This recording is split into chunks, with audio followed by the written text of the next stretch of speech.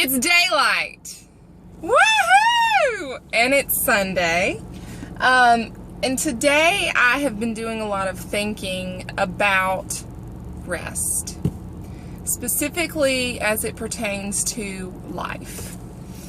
I have noticed that, which it's not just me, I mean, it's no joke and it should come as no surprise that one of the most typical responses we'll get from people is when we ask, so how you doing? Is this, oh, busy. It's one of my pet peeves to hear that as a response, because it's like, no, that's not how you are. That's a product of what you've been doing.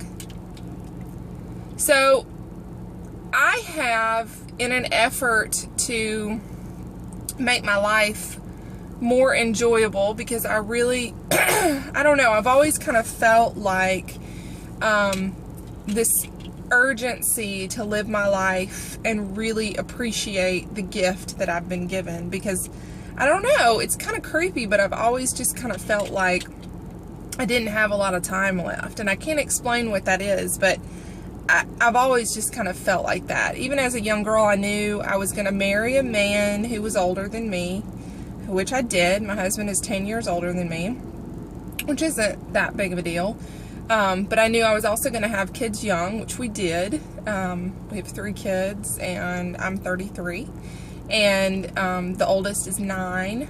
We got married when I was 20. So I've always just kind of felt like, I don't know what that is, but I've always just kind of felt that way. But anyway, it struck me kind of in an epiphany of sorts one day when I asked how someone was doing, and they responded, oh, busy. And the next person that I asked, how you doing? Oh, busy. And it's just become, it's kind of like how we mark success in somebody's life as to how busy they are.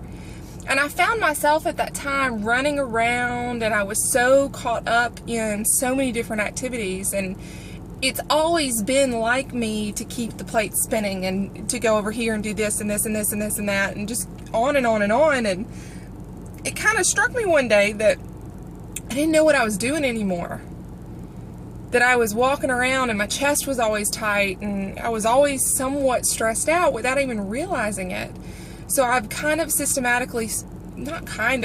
systematically began paring down my life to only keep the things in my life that are really important. This also goes for the belongings in my house. I read an article yesterday that reminded me of this, that if something is in my life that does not bring me joy, if it's something that's bringing me down, I don't care who gave it to me, I don't care how long I've had it, I don't care if I've never used it before, but if it's not bringing joy to my life, it's out. I do this with my relationships as well. If a relationship, doesn't matter what we've been through, and I know that this is kind of callous to say, but if that relationship is doing more to my life than bringing me joy, if it's hurting me more than it's giving me happiness, it's out. I just kind of put the brakes on and step away. And that's just the way that I've lived my life, because I just don't feel like any of us have enough time to really focus on any of that, for that to be the driving force of our days. What's more, when we constantly say yes, which we should say yes to life, but when people are constantly asking us to do things, which women are the best at doing this, we don't know how to say no. We just continue to say yes at the detriment of our own mental health. We're making ourselves crazy. And for myself, I was doing it because I felt guilty. But when I took a step back and I thought, why do I feel guilty about this? Like, why would I feel guilty for telling somebody no that I couldn't help with something? Be it a bake sale, be it a volunteer project, be it whatever it was.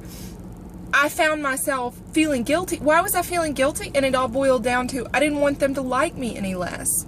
But you know what? If they don't like me any less because I chose to put my health and my family ahead of that decision to help them out, that says more about them than it does about me. Because at the end of the day, I'm the one who loses out when I'm running around crazy and not happy.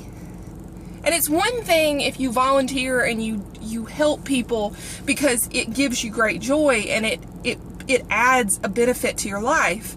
But if it doesn't, it's time to work on learning to say no, cutting the cord, and making your life as simple as possible. With clean eating, with dieting and exercise, the simplest theory is always the easiest, which is eat real food, lift heavy weight, make your heart beat fast, make your lungs burn. Easy, easy. So today I felt urged to share that message with you guys, because I know as women this is the hardest thing to do. Some guys may find that to be true, but for women I can say that overwhelmingly that is the case. So anyway, hope you're getting ready for the week ahead. If you've fallen off the wagon and you're trying to get back on, nobody said you can't get back onto that wagon. We welcome you with open arms. Get your week ready, make your plan, get your meals ready, and that's it. Rock it out. And go to bed early tonight. Every single one of you, go to bed early tonight if you can. Get a good night's sleep. Peace out. I love ya.